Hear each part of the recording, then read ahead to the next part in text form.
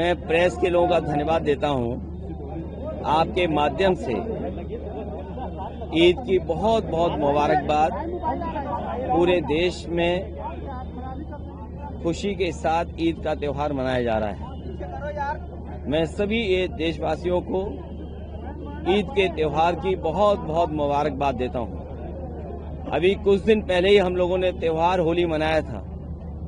उसमें हम सब लोग मिलकर के गले मिलकर के एक दूसरे के बीच में जहां गुजियां बांटी थी, खुशियां बांटी थी, वहीं हमारा आज फिर एक और त्यौहार आया है, ईद का त्यौहार, जहां हम फिर गले मिले हैं, सिमैया और मिठाई खाकर के एक दूसरे को मुबारकबाद देते हैं। यही हमारी हिंदुस्तानियत है कि जहां अलग अलग धर्म के, अलग अलग जाति के लोग रह करके एक साथ त्योहारों को एक साथ मिलकर के खुशियां मनाते हैं। यही हिंदुस्तानियत हमारे समाज और देश को मजबूत बनाती है, देश को तरक्की और खुशहाली के रास्ते पर ले जाती है। हमें उम्मीद है कि दुनिया में जिस तरह से वॉर चल रहा है वो तो खत्म होगा ही होगा, और उसके साथ वॉर खत्म होते ही खुशहाली भी आएगी, ऐसा हमारा सबका मानना है ईद के त्योहार पर।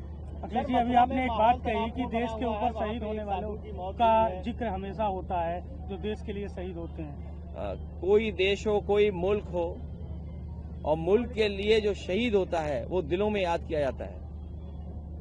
सर, मथुरा में माहौल तनावपूर्ण बना हुआ है, एक साधु की मौत हुई है। भारतीय जनता पार्टी कहां तनाव न पैदा कर दे, ये सोचना है।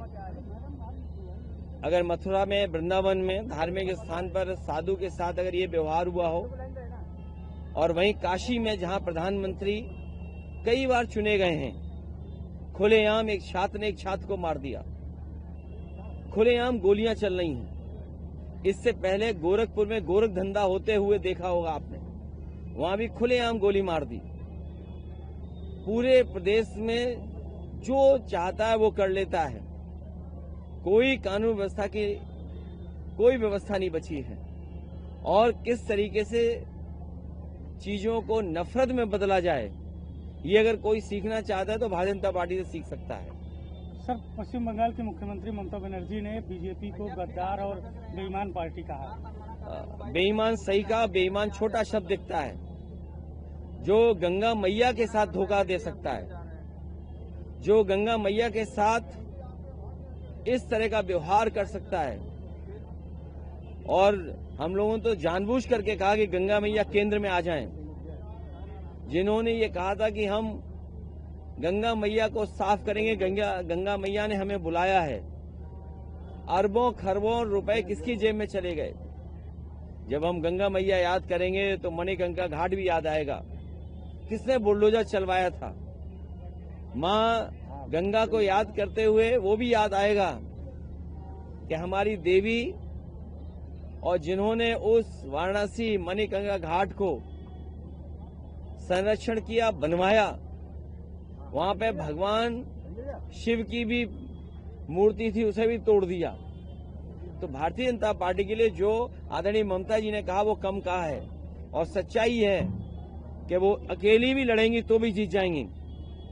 वो अकेली लड़कर के भी सबका मुकाबला कर रही हैं। ये जो अधिकारियों का ट्रांसफर हो रहा है बंगाल में, सुना है कि बड़े पैमाने पर अधिकारियों को हटाया गया है।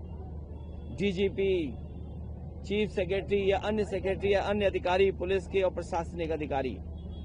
लेकिन उत्तर प्रदेश में जब जब बीजेपी के समय पर चुनाव हुआ है, बीजेपी ने एक भी अधिकारी नहीं हटाया, और अधिकारियों ने चुनाव आयोग से मिलकर के बीजेपी के लोगों ने ऐसे अधिकारी सेट किए थे कि एक रिश्तेदारी आसपास बना रहे, रिश्तेदार के माध्यम से ही हम चुनाव जीत लें। तो एक तरफ जहां बंगाल में तमाम अधिकारियों को हटाया गया, वहीं उत्तर प्रदेश में हम लोगों ने देखा था कहीं किसी अधिकारी को नहीं हटाया गया। और रिश्तेदार कैसे रिश्तेदार को जिताएं, उस हिसाब से अधिकारी पोस्ट किए गए थे। सर, कैबिनेट विस्तार की चर्चा है, कहा जा रहा है कई बागी जो आपके पार्टी के हैं उनको भी कैबिनेट में जगह दी जाएगी। मेरे साथी, ध्यान मत हटाओ।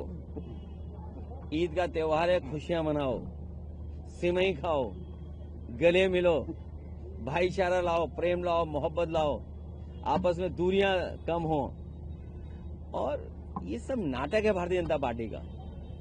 देखिए, भारतीय जनता पार्टी का नाटक हमने आपने देखा।